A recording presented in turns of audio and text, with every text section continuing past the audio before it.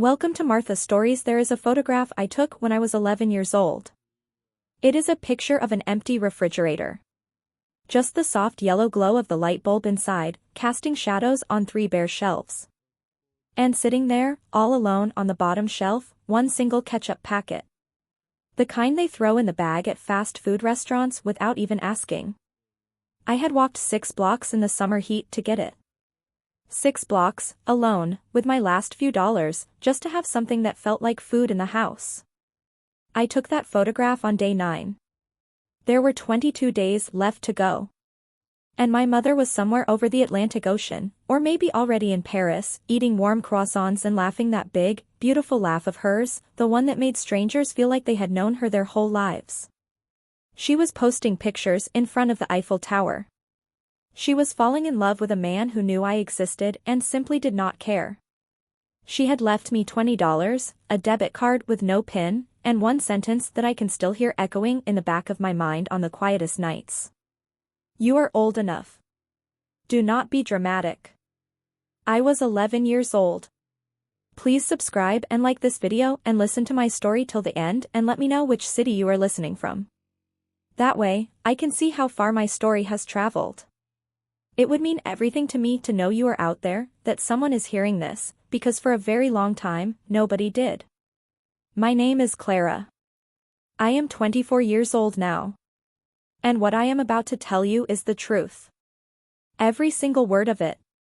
When she finally came back, tanned and glowing, rolling 2 brand new designer suitcases through the front door like she had just returned from the most wonderful dream, it ended with a social services officer sitting at our kitchen table and a judge's signature on a custody order that changed the rest of my life. But I am getting ahead of myself. Before I take you back to that summer, you need to understand who I was before it happened. Because the summer did not come out of nowhere. It was just the loudest chapter in a story that had been building quietly for years. By the time I was 24, I had built a life that did not include my mother, Sandra Cole. Not because I hated her. Hate takes energy I stopped being willing to spend. I stayed away from her because, for the first time in my life, I finally had room to breathe. Real air. Air that did not carry the weight of her needs, her moods, her performances. I was working as a receptionist at a small pediatric clinic on the east side of town. Good people. Decent hours. The kind of workplace where people brought homemade cookies on Fridays and actually remembered each other's birthdays. I lived in a studio apartment with a window that looked out over a parking lot, which sounds bleak, I know. And honestly it kind of is, but you have to understand something. When you have spent a month in a house where the electricity was cut off and the only light you had came from birthday candles you found in a junk drawer, a parking lot with a working street lamp outside your window feels like a 5-star view. It genuinely does. My mornings were simple and mine. Coffee. Toast. The bus to work. I answered phones, filed charts, scheduled appointments for children whose parents actually showed up. There is an irony in that I did not fully appreciate for a long time. Then came a Thursday in October that cracked everything open again. I walked out of the clinic at 5:15, keys already in my hand, already thinking about the leftover pasta sitting in my fridge at home. And then I saw her. A woman standing beside my car in the parking lot. Thinner than I remembered. Hair dyed a shade of blonde that did not quite match her roots. Clothes that looked like they had been expensive, maybe 2 or 3 years ago. It took me 4 full seconds to recognize my own mother. She smiled that smile. The one I had seen my whole childhood. The one that always meant she needed something. "Hi, baby. You look so grown up." I stopped walking. There were about 3 meters between us. My keys were biting into my palm because my hand was shaking, and I had not even noticed until that moment. She tilted her head. Softened her voice the way she always did when she was setting something up. "I would not have come all this way if it were not important, Clara. You know me." I did not know that. What I knew was that the last time this woman had stood anywhere near me, I weighed 67 pounds and a family court judge had to intervene. But she was not finished. Her second sentence told me everything I needed to know. I just need your help with one small thing. It will not take long. 13 years of silence. And she opened with a favor. I should have gotten in my car and driven away. I know that now, sitting here, I know it so clearly. But there is something that happens inside you when you grow up invisible. When someone finally looks at you, even the wrong someone, even someone who broke you, your body goes still before your brain can catch up. It is not weakness. It is wiring. And she had spent 11 years wiring me exactly this way. I did not invite her to my apartment. That much I managed. We walked 2 blocks down to a coffee shop near the clinic. I ordered black coffee. She ordered a vanilla latte with oat milk and extra foam and smiled at the barista like they were old friends. Of course she did, she could walk into any room in the world and make it feel like they had been waiting for her. She started with small talk. Asked about my job. My apartment. Oh, you look so healthy, so pretty, Clara. Compliments that were 13 years too late, delivered in a voice that had not earned the right. I waited. I knew she would get to it. It did not take long. Sandra had been applying for a position at an assisted living facility, something in patient care. The background check had flagged a record in the state's child welfare registry. Substantiated child neglect. Her name. My name. My childhood, reduced to a line on a form. She could not get hired. She leaned forward across the little cafe table, lowered her voice like she was sharing a secret instead of asking me to erase one. All I need is for you to write a short letter. Just say that the situation was exaggerated, that you were fine. Then sign the expungement request. It is a simple form, Clara. She stirred her latte slowly, eyes steady, waiting. And then she said it. You owe me, Clara. I gave you a roof over your head for 11 years. I made mistakes, fine. But you are not the only one who suffered. I stared at the foam swirling in her cup and for one terrible, nauseating moment, I was not 24 years old anymore. I was 11. Standing in front of an open refrigerator in an empty house, the hum of it filling a silence so deep it had weight. Nothing inside but a light bulb and a ketchup packet. The smell of a house that no one had properly lived in for days and days and days. She said mistakes. The way someone says traffic. Like it was just something that happened around her. I stood up. Did not explain. Did not argue. I left $4 on the table for my coffee and walked out. I could feel her watching me through the window as I crossed the parking lot, but I did not turn around. I drove home. I sat down on my kitchen floor with my back against the cabinet and I stayed there for almost 20 minutes, just breathing. Just reminding myself that I was here, and safe, and the refrigerator behind me was full. Then I opened the bottom drawer of my desk. Under the tax papers and my apartment lease, there was a notebook. Floral cover, faded pink and yellow, the spine cracked in 3 places. I had not touched it in years. Next to it, a USB drive no bigger than my thumb, tucked inside a small sandwich bag. I picked up the journal and opened it to the first page. The handwriting was small. Pencil. The letters tilted slightly to the right, the way a child's hand does when she is pressing too hard because she is trying very hard not to shake. Day 1. Mom left. $20. I read that line 3 times. Sandra wanted me to say the truth was exaggerated. She wanted me to write a letter to the state telling them that 31 days and $20 was a misunderstanding. So let me tell you the truth. Day by day. Exactly as I wrote it. But before I take you there, before I walk you through every one of those 31 days, you need to understand one thing.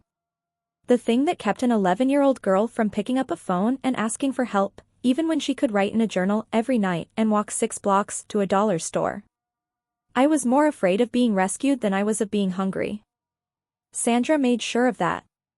If you are still with me, I want you to pause for 1 second and just drop a comment. Tell me you are here. Tell me which part of the world you are watching from. It genuinely matters to me. Now let me keep going, because this is where the story really begins. To understand Sandra, you have to see her the way everyone else saw her. She was pretty in that effortless way that made people want to be near her. Always put together. Always the first one laughing at a dinner table, always the one people lean toward in a conversation. She had this remarkable talent for walking into any room and making every single person in it feel like they had been waiting for her to arrive. At the rare parent-teacher conference she actually attended, teachers adored her. "Your mom is just so sweet," they would say. And I would smile and say yes. Sure. Sweet. At home, Sandra was a different frequency entirely. Not loud. Not violent. Just absent. Like she was always mentally standing in another room, looking at a version of her life that did not quite include me. She told people she was a single mother. She told them she sacrificed everything. And if you only ever saw the outside, you would believe it with your whole heart. She worked at a real estate office answering phones. She came home tired. She reheated whatever was cheapest. That part was real, and I will not pretend being a single parent is not brutal, because it is. But here is what the outside never saw. When I was 8 years old, I got a fever that lasted 4 days. Sandra had a friend's birthday dinner on day 2. She left a pot of soup on the stove, already cold, and told me to take the medicine on the counter. "Do not call me unless it is an emergency," she said. And a fever is not an emergency, Clara. When the school scheduled parent conferences, she simply did not go. I told my teacher my mother worked the night shift. She did not. She just did not want to be there. I overheard her on the phone once, talking to a coworker. "Being a single mom is the hardest job in the world," she said. And then that laugh, that easy, warm laugh. I was eating cereal alone in the kitchen because there was nothing else. And I listened to her tell someone how hard her life was. She knew it was hard. She simply did not want to do it. "I work all week so you can eat, Clara. The least you can do is not make me feel guilty for wanting one evening to myself." That was her favorite line. She used it so often I eventually stopped counting. Daniel Reed appeared when I was 10. He sold insurance, drove a spotless silver car, wore polo shirts on weekends, and smelled like department store cologne. He was not unkind to me. That actually would have been easier to explain. He simply did not see me. I was furniture. A lamp in the hallway. Something Sandra had to step around on her way to the life she actually wanted. Every plan he made used the word we. "We should try that new Italian place. We should drive to the coast this weekend. We should book that wine tour." The we never included me. And Sandra never once corrected him. The weekends changed first. Friday afternoons, she would start getting ready. The curling iron heating up, a nice blouse laid out on the bed, perfume that smelled like gardenias drifting down the hallway. Daniel's car would pull into the driveway at 6. The door would close. I would hear the engine fade. And then nothing until Sunday evening. At first, she had asked our neighbor, Mrs. Harmon 3 doors down, to check on me. A retired woman with cats and a bird feeder who would knock on a Saturday morning and sometimes bring a muffin. She was the kindest thing. But after a few months, Sandra stopped asking her to come by at all. I was 10 years old, alone from Friday night to Sunday night. I learned how to make ramen. How to set an alarm. How to lock the deadbolt twice. One afternoon, Sandra forgot to pick me up from school. Just forgot. She and Daniel were at dinner somewhere. I sat on the bench outside the front doors for 2 hours while the sky turned dark around me and the security guard finally called her. She pulled up smiling, told the security guard that work had been absolutely crazy, so sorry, so sorry. In the car on the way home, silence. Not one word. Not one apology. The engine hummed. Daniel's cologne still lingered on the passenger seat. I deserve happiness too, Clara.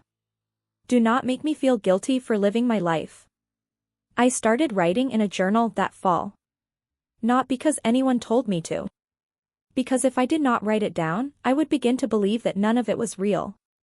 There was one person in the whole world who made me feel like I actually existed. My grandmother. Nana Rose. Every Sunday when I was small, before the weekends alone, Nana Rose would pick me up and take me to her house. She had a little kitchen that always smelled like butter and rosemary. She would cook while I sat at the table reading, and sometimes she would quiz me on vocabulary words while she stirred gravy, and I would get them wrong on purpose just to hear her laugh. She bought me my very first journal. A purple one with a butterfly on the cover. Write down the things that matter, she told me. Even the hard ones. Especially the hard ones. But Sandra and Nana Rose did not get along. It started the year I turned 9. Nana Rose pulled Sandra aside after a Sunday lunch and said quietly but clearly, "Sandra, you are not taking care of that little girl the way she needs to be cared for." That was the end. Sandra drove us home in silence. Within a week, Nana Rose's number had been deleted from the house phone. When I asked for her address, Sandra told me Nana Rose had moved and did not want to be found. "Your grandmother does not want to see you anymore, Clara." She told me herself. I was 9 years old. I believed my mother. It was not true. None of it. Nana Rose had driven to our house 3 times that year and knocked on the door. Sandra did not answer. Nana Rose sent a birthday card every single year. Sandra intercepted every one. I found all of this out much later. And when I did, something cracked inside me in a place I had not even known I was holding together. 3 knocks on our front door. I can picture it so clearly. The doorbell ringing once, twice, 3 times. Then silence. Nana Rose standing on that porch with a card in her hand, waiting for a door that would never open. "Your grandmother is toxic, Clara. She wants to control everything. I had to cut her off for us. She always said us when she meant herself. The last piece you need before I take you into that summer is this." The lock Sandra put on my silence. I was 10. My teacher, Mrs. Goodwin, had noticed something. I brought the same lunch every single day. A peanut butter sandwich on white bread. Nothing else. One afternoon she asked me gently, "Clara, does your mom make your lunch or do you make it yourself?" I almost told her the truth. I came so close. But I caught myself and said my mom was just very busy. Mrs. Goodwin nodded and let it go. That night, I made the mistake of mentioning it casually. "My teacher asked about my lunches today." Sandra's face changed. Not angry. Scared. The kind of scared that has nothing to do with your child and everything to do with yourself. She sat me down at the kitchen table. She grabbed my wrist. Not hard enough to leave a mark. Hard enough to hold. "If you ever tell anyone what goes on in this house, they will take you away. Do you understand me? You will go to a group home. No Christmas. No birthday. No one will want you. Is that what you want, Clara?" I shook my head. "Good. We keep our business inside this house. That is what families do." That was the lock. And I carried it in my chest for years. 2 months after that, Sandra came home absolutely glowing. She and Daniel had booked a trip. For weeks in Europe. Paris. Rome. Barcelona. She showed me the itinerary on her phone like she was presenting a report card she was proud of. I said, "But what about me?" She barely looked up from the screen. "You will be fine. You are practically a teenager." She did not call Nana Rose. Did not ask Mrs. Harmon. Did not arrange a single thing. June 3rd. A Tuesday morning. Sandra zipped up 2 red suitcases, left a $20 bill on the kitchen counter beside a debit card whose PIN she never once mentioned, and walked toward the front door. She did not hug me. She did not look back. "There is food in the freezer. Do not answer the door for strangers. And Clara, do not be dramatic." The sound of those suitcase wheels rolling across the kitchen tile. The front door closing. The engine starting. And then nothing. 31 days of nothing. I stood at the window and watched her car turn the corner at the end of the street. I waited for brake lights. I waited for the car to slow, to stop, for her to realize what she was doing and come back. The street went empty. I turned around. And the house had a sound I had never noticed before. The hum of the refrigerator. The tick of the wall clock. And underneath all of it, a silence so complete it pressed against my ears. The silence of a place with no one else in it. I opened the refrigerator. Half a carton of milk. A few slices of processed cheese, still in the plastic wrapper. A bottle of mustard. One packet of ramen on the shelf above the stove. And in the freezer, 3 boxes of store-brand frozen pizza, the kind that cost less than $2 each. I sat down at the kitchen table and I counted. $20. The dollar store 6 blocks away sold ramen in packs of 4 for $1. Peanut butter was another $1. Bread was $1. If I ate one small meal a day, I could stretch the money to maybe 10 days. That left 21 days with no plan at all. I did not write in my journal that first night. I just lay in bed and listened to the house breathe around me. Stay with me.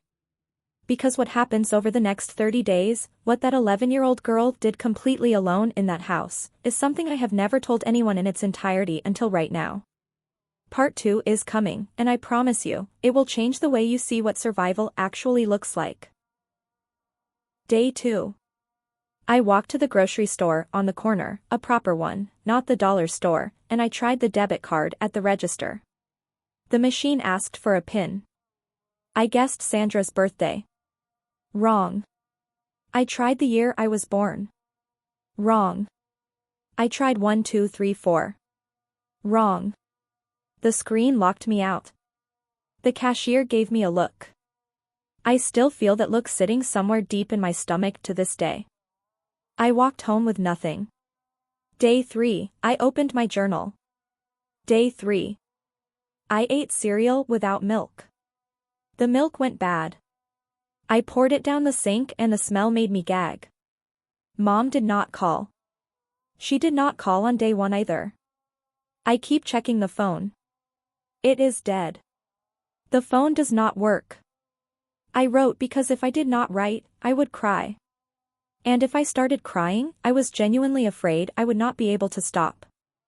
I was not scared yet. Not the real kind of scared. That came on day 7. Day 5. I knocked on Mrs. Harmon's door. 3 knocks. Waited. 3 more. Her car was not in the driveway. Her blinds were drawn. I tore a page out of my journal and wrote her a note. Mrs. Harmon, this is Clara from down the street. Could you please call me when you are back? I slid it under her door and walked home. She never called. I found out much later she had gone to spend the month with her daughter 2 states away. She had no idea. She was just gone. My one neighbor. Gone. Day 6. I picked up the house phone. I already knew, but I did it anyway. Held it to my ear. Nothing. No dial tone. No static. Just dead plastic. I pressed it to my ear 7 times that day. Like the 7th time might be different. Sandra had not paid the phone bill. I could have walked somewhere. The police station was maybe 12 blocks away. I had passed it on the school bus enough times to know exactly where it was. I actually put my shoes on. I stood at the front door with my hand on the knob. And then I heard her voice. They will take you away. Group home. No Christmas. No birthday. No one will want you. I took my shoes back off. I sat down on the floor. I stayed there until the light through the curtains turned orange. That night, I opened Sandra's old laptop, the heavy one she had left behind because it was too much to pack. The Wi-Fi was dead, But sometimes if I sat close enough to the back kitchen wall, a faint signal leaked in from a neighbor's unsecured network. Barely enough to load one page if I waited long enough. I checked Sandra's bank account. The joint one. The one my name was technically attached to. The one connected to the locked debit card. Balance, $0. She had withdrawn the last $40 before she left for the airport. Day 7. I am scared, but I cannot tell anyone because then everything will get worse. I have $11 left. 11. 24 days to go. Weeping. I actually went back and read that entry again last year and I just completely fell apart. An 11-year-old girl doing arithmetic on a kitchen floor, trying to figure out how to survive on $11 for 24 days. By day 9, I could feel my body starting to argue with me. Not hunger the way you think about hunger, not the kind where you skipped lunch and your stomach growls. This was different. A low, constant ache that sat deep and hummed. I was eating once a day. A peanut butter sandwich when I had bread. Plain ramen when I did not. The frozen pizzas had been gone since day 6. On day 10, I walked to the dollar store. I had $7 and some change. I needed ramen, bread, maybe another jar of peanut butter if I could make it work. I was doing the math in my head as I walked the aisles when I passed the little display rack near the registers. Disposable cameras. $3.99 each. I do not know why I picked one up. That is a lie. I know exactly why. Because when Sandra came home, she would say I was making it up. She would say I was being dramatic. She would roll her eyes and tell me there had been plenty of food in that house the entire time. I had watched her do it my whole childhood. Reshape every story until what actually happened stopped feeling real. Until even I started to doubt myself. Not this time. I bought the camera. I walked home. I opened the refrigerator and I took a photograph. Bare shelves. One light bulb glowing. A ketchup packet I had walked 6 blocks to get, spending $1.70 on a small order of fries just to have something that felt like a real meal. I photographed the bank account balance on the laptop screen. $0. I photographed the calendar on the wall beside the stove, each past day crossed off in pencil. My careful, childish excess. I photographed the note I had left under Mrs. Harmon's door, still visible through the gap at the bottom. Day 12. The power went out. No warning. Just darkness. The hum of the refrigerator stopped, and the house went so quiet I could hear my own heartbeat. Sandra had not paid the electric bill either. I felt my way to the junk drawer in the dark. Inside, a box of birthday candles. 12 of them, left over from my 10th birthday party. The only birthday she had actually bothered with a proper cake. I lit one. Sat at the kitchen table. The candle made my shadow enormous on the wall. And then I remembered something. The laptop had a webcam. And the battery backup was still charged. I opened the laptop and pressed record. I did not plan what to say. I just started talking. Day 12. It is dark. The lights went out. I am talking to the camera because there is no one else. The files saved to the hard drive. I did not know what it was worth. I just did not want to be alone in the dark with nothing but my own voice, not even knowing if it mattered. For birthday candles left. I need you to stay with me right now. If you have ever felt invisible, if you have ever been the child in a house where no adult was coming, I need you to drop a heart in the comments. You do not have to explain. Just let me know you are there. Because that girl with 4 birthday candles needed to know someone was there, and she had nobody. I discovered the church on day 13. 4 blocks south, past the laundromat and the auto parts shop. A brick building with a hand-painted sign outside that read, Community Meal.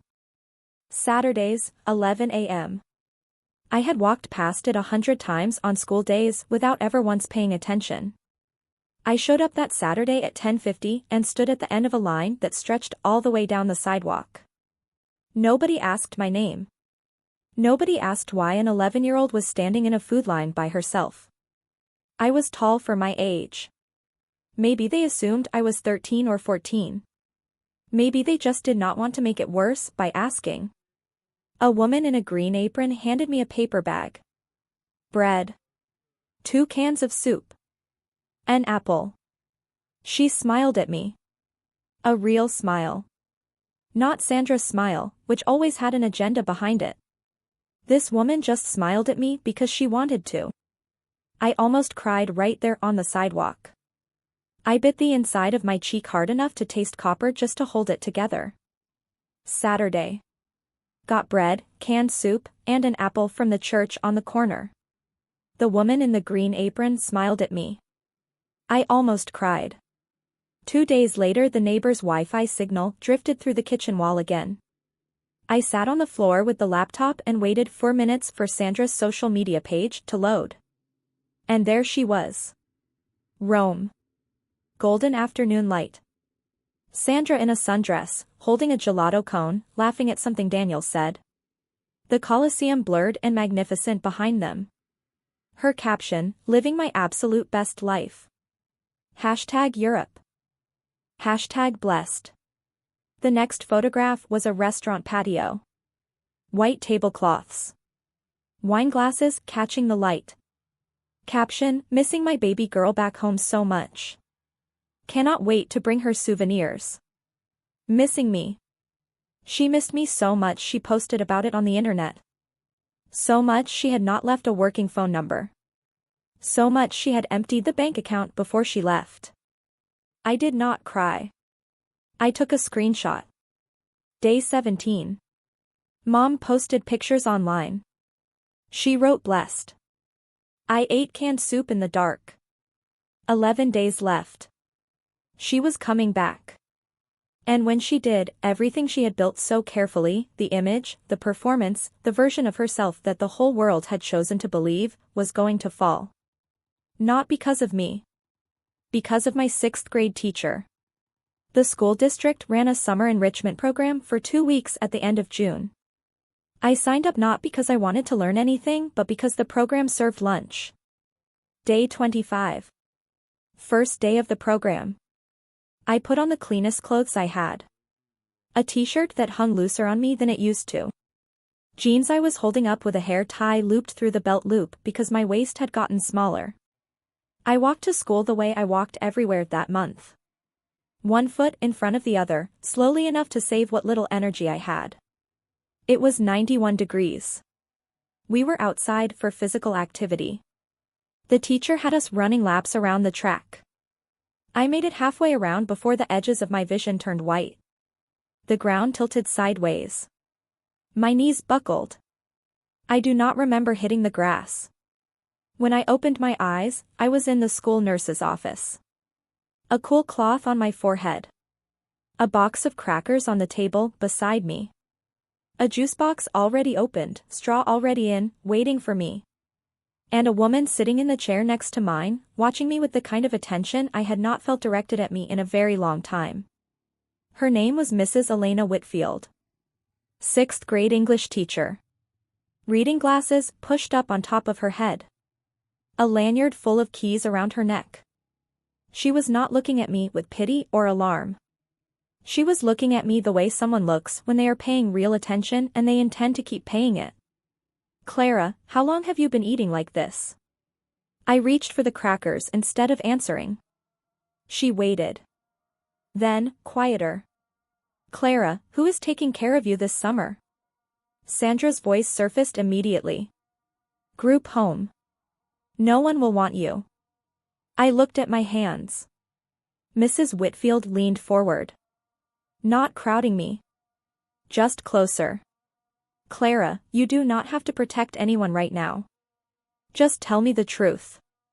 I held the juice box in both hands. They were shaking. The straw rattled against the foil. My mom is in Europe. She has been gone for 25 days. Mrs. Whitfield stopped breathing. I counted 3 full seconds of silence. Then she put her hand on my shoulder. Light. Steady. You did the right thing, sweetheart. I am going to help you now. She stood up. She walked to the phone on the wall. She dialed. She did not call Sandra. She called Child Protective Services. They came the next morning. And what happened when they walked through that front door, what they found in that house, what they said when they saw my journal, is something I need you to stay for. Part 3 is going to break your heart and then, I promise, slowly begin to put it back together. Her name was Margaret Voss. Mid-40s. Short dark hair. A navy blazer over a white blouse that she wore the same way both days I saw her, like a uniform she had chosen deliberately. She carried a clipboard and a canvas tote bag, and she knocked on my front door at 9:15 the next morning with Mrs. Whitfield standing one step behind her. I opened the door. The house behind me said everything before I said a single word. No lights. The power was still off. The air inside was warm and stale, the particular kind of heaviness that settles into a place when no windows have been properly opened in weeks. 3 empty soup cans lined up neatly beside the sink, because I had been tidy about it. I had kept things as clean as I could. The trash had not been taken out because I could not reach the dumpster lid in the alley. Margaret Voss did not gasp. She did not say oh my goodness or cover her mouth with her hand. She just walked through the house slowly and carefully, the way you read a page when you want to understand every word. She opened the refrigerator. She studied the calendar on the wall with all of its penciled excess. She counted them. 26 days marked off. Then she turned to me. Clara, do you have any records of any kind? Anything you wrote down, anything you saved? I went to my room and came back with the journal. Faded pink and yellow cover, spine cracked in 3 places. I handed it to her. Margaret opened it. Read the first line. Turned the page. Read the next. She did not speak for a long time. She just kept turning pages, each one dated, each one written in careful pencil by a child who had no one to talk to but a notebook. When she finally looked up, her eyes were red. I showed her the disposable camera. 22 exposures.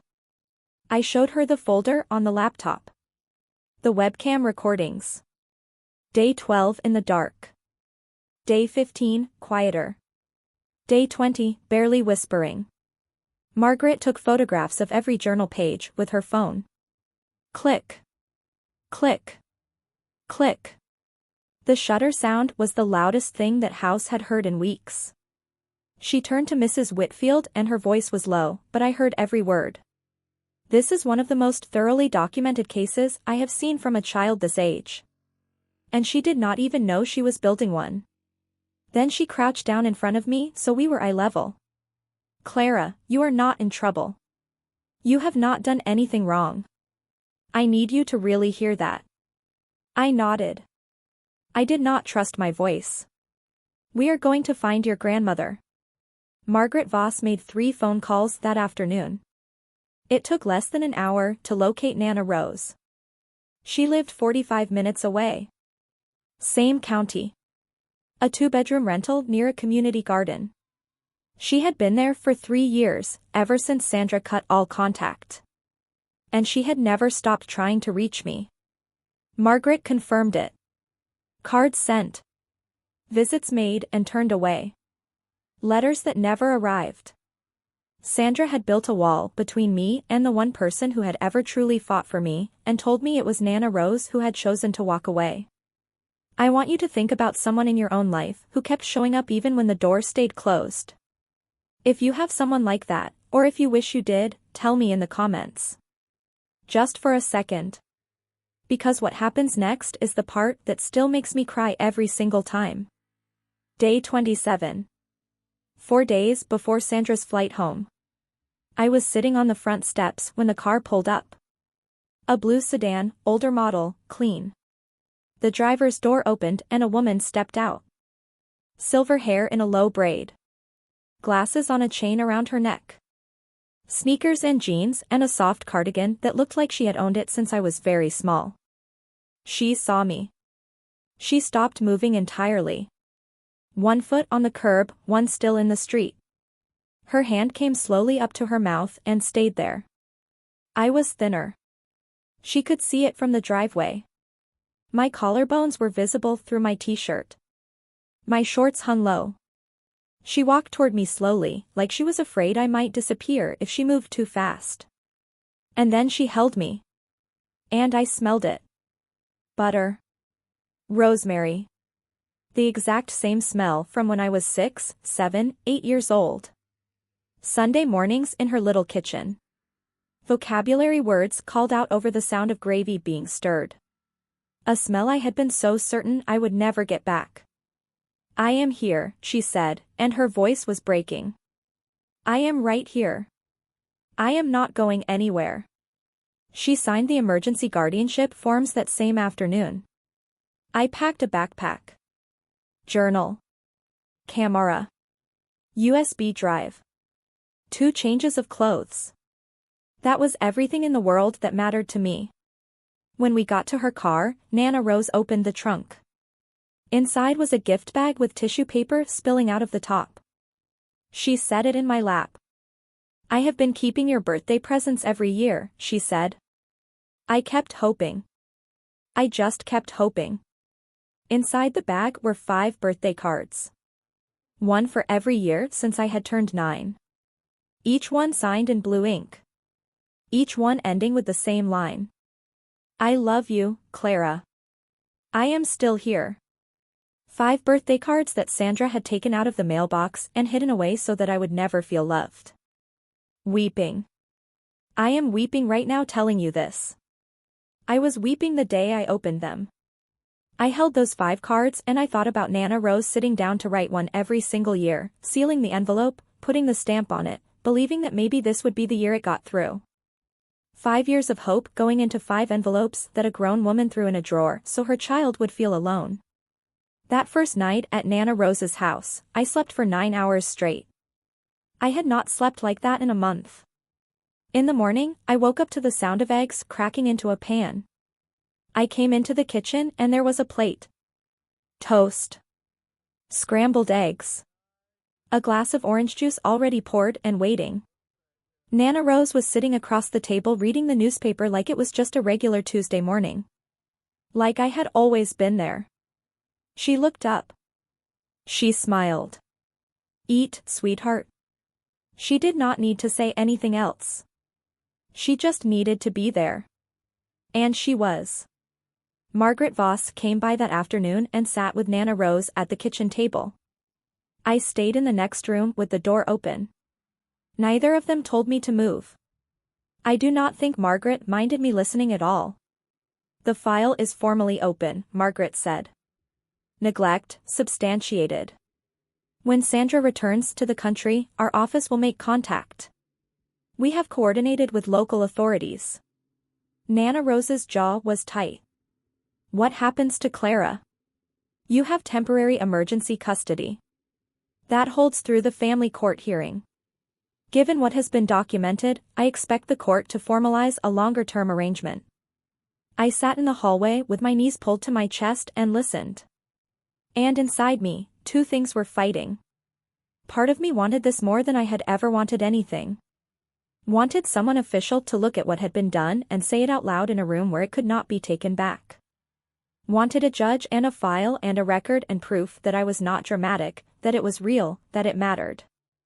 And another part of me, the part that had spent 11 years learning to call this woman mom in my head even when she did not deserve it, was terrified. Because once this happened, there was no going back to the version of us where she was just a tired single mother and I was just a quiet, difficult child. Have you ever wanted justice and been frightened of it at the same time? Wanted someone to face consequences while also wishing with some small part of yourself that you did not have to be the reason it happened? At 11 years old, I had no name for that feeling. I just knew my hands would not stop shaking. 3 days. She would walk through that front door in 3 days, expecting everything to be exactly as she had left it. The date was July 4th. Independence Day. I know. You truly cannot make this up. Sandra's flight landed at 4:17 in the afternoon. Margaret called Nana Rose to confirm. I was sitting on the front porch steps watching the neighbor children set up sparklers in their driveway. I could smell hot dogs on a grill somewhere down the block. Someone set off a bottle rocket. A dog barked 2 houses over. Inside, the phone rang once. Nana Rose picked it up. I heard her say, "Understood. Thank you." She came to the screen door. "They are in position," she said. "You stay here with me, Clara." I nodded. I was not there when it happened. Everything I am about to tell you came from Margaret's report and from what Nana Rose told me later that same evening. But I have imagined it so many times, in such specific detail, that it plays in my mind like a film I have seen dozens of times and still cannot look away from. Sandra and Daniel took a cab from the airport. For suitcases, between them, matching sets they had bought in Barcelona. Sandra's skin was bronzed. She had new sunglasses perched on top of her head. She was laughing about something when the cab pulled up to the house. She walked up the driveway, keys in hand. She unlocked the front door and stepped inside and called out the way she always did coming home from work. "Clara? I am home." The house answered with the exact same silence I had lived inside for 31 days. She walked to the kitchen. She turned the corner and she stopped. Margaret Voss was sitting at the kitchen table. Not standing. Sitting. Calm.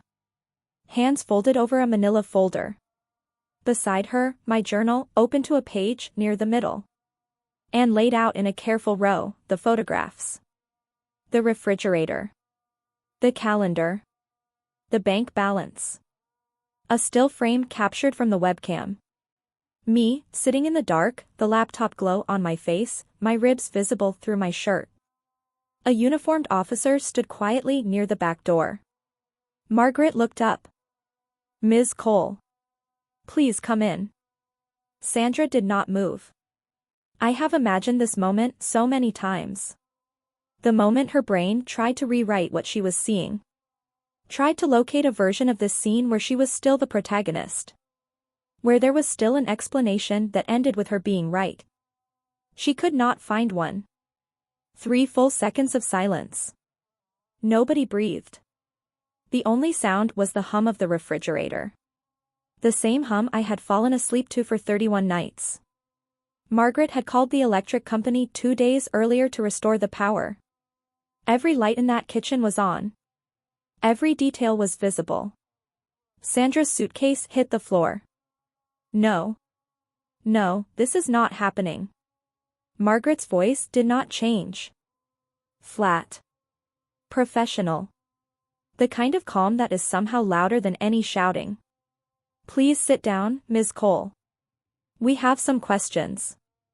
Daniel appeared in the hallway behind her. He saw the officer. He saw the photographs on the table. He took one deliberate step backward. Sandra's voice cracked. "Where is she? Where is my daughter?" Margaret Voss did not blink. "Your daughter is safe, Ms. Cole. She has been safe for approximately 48 hours. For the first time in a month." Sandra sat down. And then, because it was all she knew how to do, she began to perform. The tears arrived in under 3 seconds. Perfectly timed. She pressed her fingertips carefully beneath her eyes as though protecting mascara she was not even wearing. "There has been a misunderstanding. I had an arrangement with my neighbor, Mrs. Harmon. She was supposed to check on Clara every day. I do not understand what happened. Mrs. Harmon was out of state for the entire month of June," Margaret said. "We confirmed that directly with her. She had no knowledge of any such arrangement." Sandra's eyes moved across the room. Calculating. Scanning. Clara has always had a tendency to exaggerate. She is a sensitive child. She may simply not have answered the door when. Margaret picked up the photograph of the refrigerator. Bare shelves. Light bulb. Ketchup packet. "Is this exaggerated, Ms. Cole?" Sandra looked at it. Looked away. I am a single mother. Her voice climbed. Do you have any idea how exhausting that is? I work 50 hours a week. I needed a break. Just one break. Every parent. The officer near the back door spoke for the first time. Quietly. The kind of quiet that fills a room completely. Ma'am, you left a minor child unattended for 31 days with $20 and no working telephone. That is not a break. Sandra's mouth opened. Nothing came out. Then Margaret did something I think about to this very day. She turned the laptop around on the table and pressed play. My voice. 11 years old. In the dark. Day 12. It is dark. The lights went out. I am talking to the camera because there is no one else. The video ran for 41 seconds. My face lit by the screen. My ribs through my shirt. A birthday candle melted almost to nothing on the table behind me. Sandra turned her face away from the screen. She did not say I am sorry. She did not say oh my God. She turned away the way you turn from something you do not want to have to see. Not because it hurts you. Because it is proof. Ms. Cole, Margaret said, we are not here because Clara reported you. We are here because her teacher saw a child who was starving. What happened next in that kitchen, and then 2 weeks later in a courtroom, is the part that I have needed to tell for 13 years. Stay for part 4. Because justice, when it finally arrives, does not always arrive loudly. Sometimes it arrives on a single sheet of paper placed very quietly on a kitchen table. What followed was procedural. Methodical. The kind of devastation that arrives on official letterhead rather than in screaming or in tears. Margaret Voss informed Sandra that the Department of Children and Family Services had opened a formal case.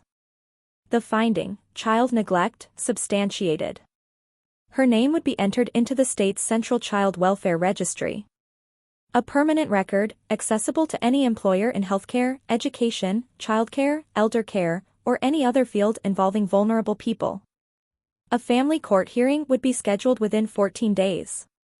Temporary emergency custody of Clara Monroe had already been transferred to Rose Calloway, maternal grandmother, effective immediately. You cannot do this, Sandra said. Her voice had gone small. Deflated. She is my daughter.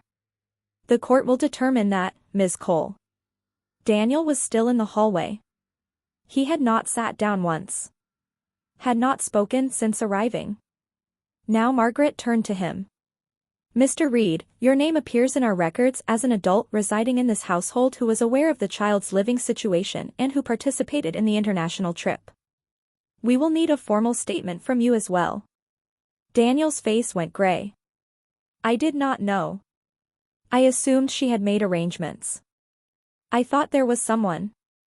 You purchased both sets of plane tickets, Mr. Reed. With your credit card. We have the transaction records. Daniel looked at Sandra. Not with love. Not with anger. With the cold, careful look of a man calculating the distance between himself and the nearest exit. Sandra's voice had that edge in it. The one I recognized from my entire childhood. The one that meant stand by me or face the consequences. Daniel said nothing. He looked at the floor. And in that silence, something between them cracked. Not loudly. Not dramatically. It just gave way quietly, the way ice on a pond gives way before it breaks. He hired his own attorney the following week. He wanted his name removed from her file. He moved to a different city within the month. Their relationship did not end in a fight. It ended in a billing statement. Margaret placed a single sheet of paper on the kitchen table. The hearing notice. The sound it made against the wood was almost nothing. The softest whisper. But to Sandra, standing there with her bronze tan and her brand new Barcelona luggage and her performance with no more audience left to believe it, it might as well have been a gavel. I gave that girl everything, Sandra said. To no one. To the room. Everything. And this is what I get. The family court hearing was on a Wednesday morning in a building that smelled like floor polish and old coffee. I wore a blue polo shirt that Nana Rose had bought me the week before and ironed that morning. I remember watching the steam rise off the collar as she pressed it. Careful. Precise. The way you prepare someone for something that matters. She drove us downtown with the radio off. We did not talk. There was not much left to say that the next 2 hours would not say for us. Sandra was already seated when we walked in. She had a lawyer, a man in a gray suit. Her hair was pulled back neatly. She was wearing lipstick. Even here. Even now, in a family courtroom, she was performing for whoever might be watching. The county attorney representing the department was a woman named Sandra Webb, mid-50s, glasses on a chain, who spoke the way Margaret Voss wrote reports. Clean. Factual. Without ornamentation. She read from my journal. Day 1. Mom left. $20. The room was completely still. Day 7. I am scared, but I cannot tell anyone because then everything will get worse. I looked at my hands in my lap. Day 12. No lights. I found birthday candles in the junk drawer. I have 4 left. Someone in the gallery shifted in their seat. That was the only sound in the room.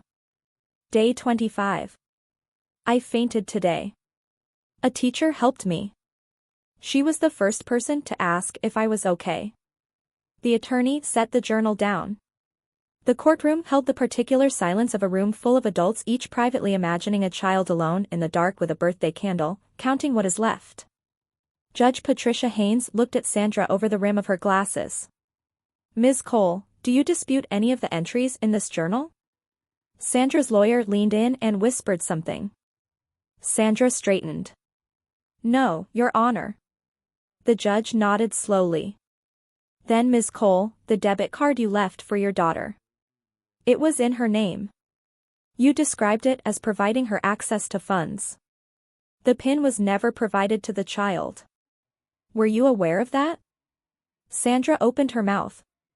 Closed it. Opened it again.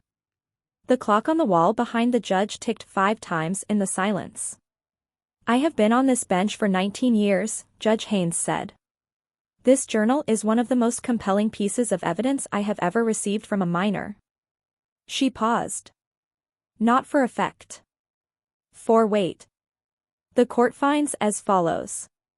Full legal custody of Clara Monroe, minor child, is hereby transferred to Rose Calloway, effective immediately. The respondent, Sandra Cole, retains no custodial rights. Supervised visitation, twice monthly, may be permitted solely upon the minor child's consent. The finding of substantiated child neglect shall remain permanently in the state's central registry. There is no expiration date. As to Daniel Reed, failure to report suspected neglect of a minor. Prohibited from unsupervised contact with any non-biological minor child going forward. Sandra was crying by the time the judge finished speaking. And this time, I could tell the difference. These were not the 3-second tears she performed on demand. These were real. I had spent 11 years studying her face and I could see it. But the thing she was mourning was not me. It was the ability to control the story. To shape what people believed. To walk into any room and make it feel like they had been waiting for her. That was what was slipping away. And she could feel it going. When we walked out into the hallway, Sandra was there. Nana Rose held my hand and kept walking, eyes forward. But Sandra stepped directly into our path. She looked at me. And for one brief, terrible, hopeful second, I thought, maybe now. Maybe finally, the right words. I hope you are happy now. That was it. Not I am sorry. Not are you okay. Not I failed you. I hope you are happy now. She walked past us and I caught a trace of her perfume as she went. Something new. Something expensive. Something bought on a trip paid for with money that should have bought me groceries. Nana Rose squeezed my hand once, hard. We kept walking. Ruth's house was small. 2 bedrooms. 1 bathroom. A kitchen with a window above the sink that looked out at a row of tomato plants she had been tending for years. Nothing about it was fancy.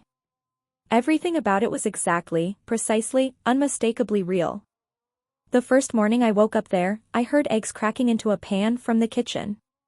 There was a plate waiting on the table. Toast. Eggs. A glass of juice already poured. Nana Rose sat across from me reading the newspaper like it was just an ordinary Tuesday. Like I had always been there. She looked up and smiled. "How was your sleep?"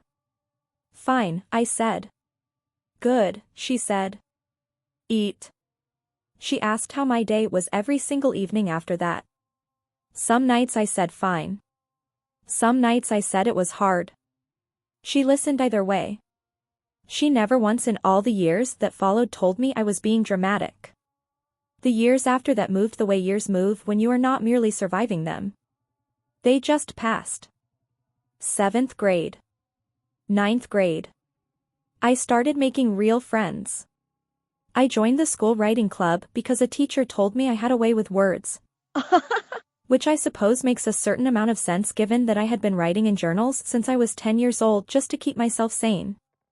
By sophomore year I was submitting short stories to the school literary magazine. By senior year I won an essay contest. Nana Rose taped the certificate to her refrigerator. It was still their last Thanksgiving. She was not wealthy. Her pension from 26 years working at the post office covered the bills and not a great deal else. But there was always food in the refrigerator. The lights always worked. And every single birthday there was cake.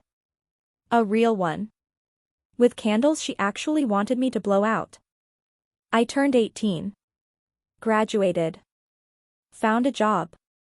Started community college at night. Moved into my own studio at 20. It was about the size of Nana Rose's kitchen. Genuinely, it was tiny, but the lease had my name on it and the door locked from the inside, and that meant everything. Sandra never called. Never wrote. Never appeared for a single supervised visit in all the years the arrangement existed. I used to wonder if that meant she did not love me. Eventually, I understood that it meant what it had always meant. I was only useful to her when I served a function. At 22 I got the job at the pediatric clinic. Filing charts. Answering phones. Helping nervous, tired parents check their children in for appointments. I had not opened my journal in years.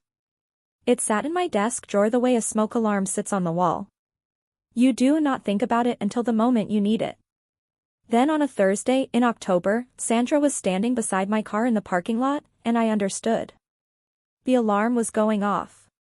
If you are still here, if this story has touched something in you, I want to ask you something right now. Have you ever had someone walk back into your life after years of silence and expect things to just be normal? Tell me in the comments. I want to know. And keep watching, because what Sandra did next, and what I did in response, is the part of this story I am most proud of. I thought she would take the hint when I walked out of that coffee shop. I thought 13 years of silence was its own kind of answer. I was wrong. And part 5 is the part where I finally stopped being afraid of my own voice. I thought she would leave me alone. I genuinely believed that when I walked out of that coffee shop without a single word, without an explanation or an argument, that Sandra would understand. She had always been efficient at cutting people off. I had watched her do it to Nana Rose, to friends, to coworkers. I had assumed she would extend me the same courtesy. She did not. The day after the coffee shop, a text arrived from a number I did not recognize. I just want to talk, Clara. Please. That is all I am asking. Day 3. You cannot ignore me forever. I am your mother. Day 5. She called Nana Rose. Nana Rose told me about it that evening in a voice that had gone very flat the way it does when she is deeply angry but choosing not to raise it. Sandra had cried on the phone. Had told Nana Rose that I was being cruel and ungrateful. That all she wanted was a chance to make things right. That her own daughter would not even speak to her. Nana Rose listened to all of it. Then she said, "Sandra, you had 11 years of chances. I am hanging up now." She hung up. Day 7, Sandra found another angle. She tracked down a colleague of mine at the clinic, a woman named Dana who worked the front desk, and sent her a private message on social media. "Please tell my daughter to call me. I am her mother and she refuses to speak with me. I do not know what I have done wrong." Dana showed me the screenshot on her lunch break. She looked deeply uncomfortable. "I did not respond to it myself," she said, "but I thought you should know." I stared at the words. I do not know what I have done wrong. Part of me, the 11-year-old part, the part that had spent years being small and quiet and careful, whispered, "Just sign the paper. Give her what she wants. You are fine now. It does not matter anymore." That night I went home and opened the drawer. I took out the journal. I turned to day 12. No lights. I found birthday candles in the junk drawer. I have 4 left. It still mattered.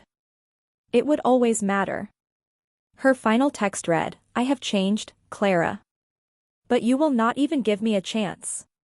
What does that say about you?" It said that I had finally, at 24 years old, learned the thing she had spent 11 years trying to prevent me from learning. That I was allowed to say no. I called the legal aid clinic at my old community college on a Monday morning. The attorney who took my case was named Paul Beckett. Late 30s. Wire-rimmed glasses. The kind of man who drinks his coffee black and keeps a pen tucked behind his ear like he might need it at any moment. He listened to everything. The texts. The message to Dana. The parking lot ambush. He asked calm, precise questions and he did not look surprised by a single thing I told him. "We can send a cease and desist letter," he said. "It is not a court order, but it places her on formal notice. If she contacts you again, directly or through a third party, or if she shows up at your workplace, we file for a restraining order." That one has real teeth. He drafted it that afternoon. I read it twice.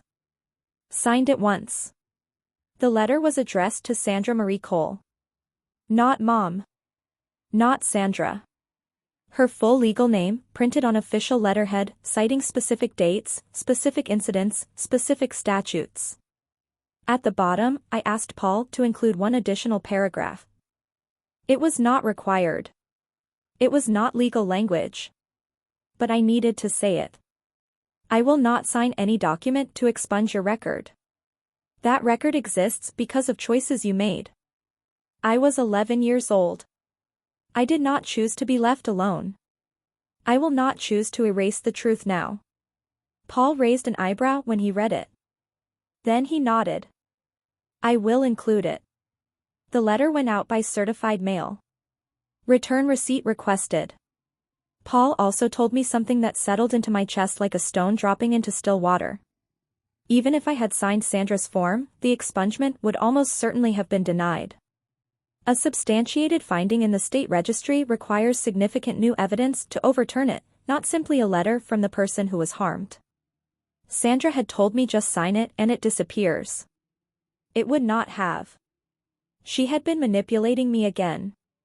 One more performance. One more script she needed me to follow so she could keep the story the way she wanted it. The printer hummed. The pen moved across paper. The envelope was sealed. I did not write that letter to hurt her. I wrote it so she would know. The little girl who was afraid of group homes does not live here anymore. 5 days after the letter was delivered, Sandra walked into my workplace. Monday. 9 in the morning. The waiting room was half full. A mother bouncing a toddler on her knee. An elderly gentleman reading a magazine. A teenager with earbuds and a splinted wrist. The front door opened. Cool morning air came in with it. Sandra. Different from the parking lot. Thinner.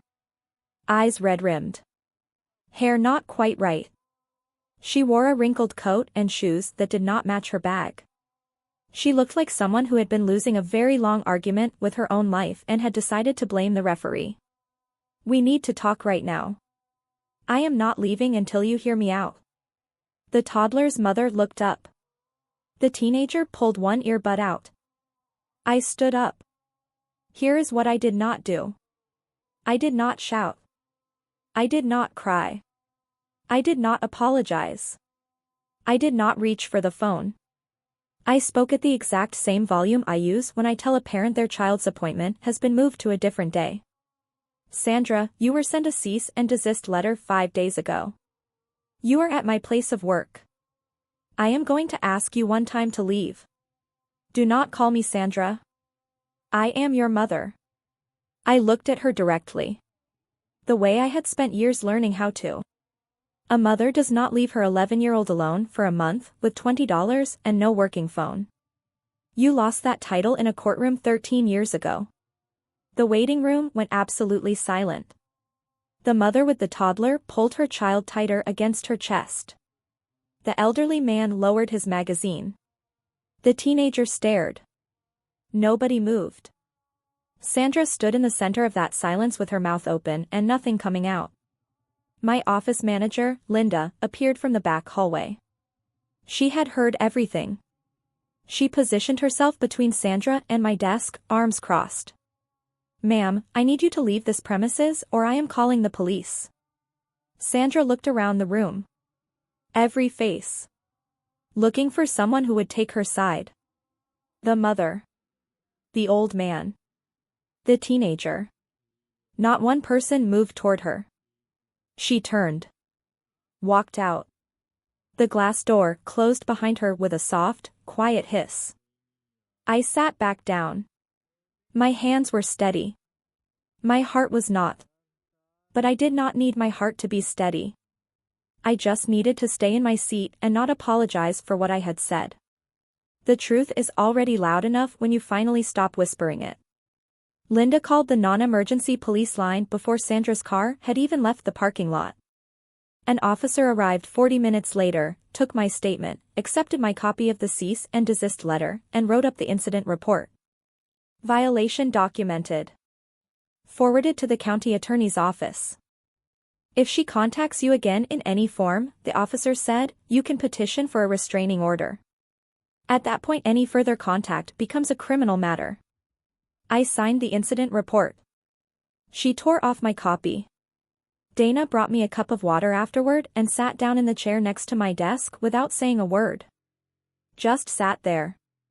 Sometimes the most meaningful thing another person can do is simply be present without needing to fix anything. I called Nana Rose on my lunch break. Sat in my car in the parking lot with the engine off. It is done, Grandma. A pause. Then her voice. Warm. Certain. The way it always sounded when something that needed to happen had finally happened. Good. Come for dinner tonight. I am making your favorite. 3 weeks of quiet followed. I had started to believe it was genuinely over. Then Nana Rose called on a Tuesday evening. A letter came to my address, she said. For you. Sandra had sent it through Nana Rose rather than directly to me. Technically not a violation of the cease and desist. She had always known exactly where the edges of rules were. I drove over that evening. The envelope was sitting on the kitchen table, my name written on it in her handwriting, those loopy, familiar letters. I opened it standing up. Dear Clara, I know I made mistakes. I know I was not perfect. But I am still your mother and I always will be. I hope one day you will find it in your heart to forgive me. I have changed. All I want is for us to be a family again. Love, Mom. P.S. If you could please reconsider the letter regarding my record, I would be so grateful. I just need a fresh start. I read it twice. She wrote I made mistakes. Plural and vague. The way you would describe forgetting someone's birthday or losing your temper once at a dinner party. Not the way you describe leaving a child alone for 31 days in a house with no power and no food and no phone. She wrote I was not perfect. As if the distance between perfect and criminal were a small rounding error easily corrected. And then the postscript. The real purpose. The thing the apology was gift wrapping. One more request. One more form. One more time. She signed it in lipstick. I am not inventing that detail. Not pen. Not ink. Lipstick. The same way she used to sign postcards she sent friends from vacations. Even her apology was a performance with no one left in the audience. I did not reply. I did not tear it up or throw it away. I folded it carefully, slid it back into the envelope, and placed it in my desk drawer. Next to the journal. Next to the USB drive. Next to the 5 birthday cards Nana Rose had saved for 5 years while a door stayed closed. If Sandra ever came back, I would have one more piece of evidence. One she had handed me herself. The drawer closed with a quiet click. Now let me tell you what happened to Sandra. Not because it brings me any kind of satisfaction to tell it. But because consequences are the only language certain people ever truly hear. The job at the assisted living facility, the reason she had appeared in my parking lot after 13 years of nothing, was gone. The state registry finding meant she could not pass a background check for any position involving vulnerable people. Not healthcare. Not education. Not childcare. Not elder care. The very thing that had sent her looking for me was the thing she could not undo, because I was not the one who had put it there. A judge had. Based on evidence. Evidence I had not even known I was creating when I bought a disposable camera on day 10 with $7 and change. The cease and desist violation sat on file with the county. One more incident and I had grounds for a restraining order, which would generate an additional legal record, another flag, another door closing behind her. Daniel Reed was gone. He had been gone since the week after the original hearing 13 years ago, hired his own attorney, moved away, separated his name from hers wherever he legally could. Their relationship had not ended in a fight. It had ended in a billing statement. The social media accounts with the blessed hashtags and the missing my baby girl captions had all been deleted. Word travels in small places. The image Sandra had spent decades constructing with such care, the devoted mother, the woman who sacrificed everything for her child, was gone. And she could not rebuild it because the paper trail existed. From living my best life over gelato in Rome to a room borrowed from a friend who felt sorry for her, unable to get hired anywhere that mattered. Not because I had attacked her. Not because I had set out to expose her.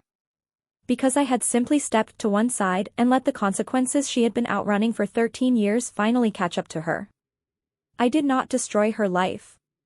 She had made her choices 13 years ago on a Tuesday morning in June, rolling 2 red suitcases toward a front door and not looking back. I just stopped standing between her and the results of those choices. It is a Saturday morning as I sit here telling you all of this. I am in my studio apartment with a cup of coffee that is almost too hot to hold comfortably. A few minutes ago I opened my refrigerator. Milk. Eggs. Spinach. Leftover pasta from Thursday. A container of soup Nana Rose dropped off last Sunday. 2 apples. A block of cheese.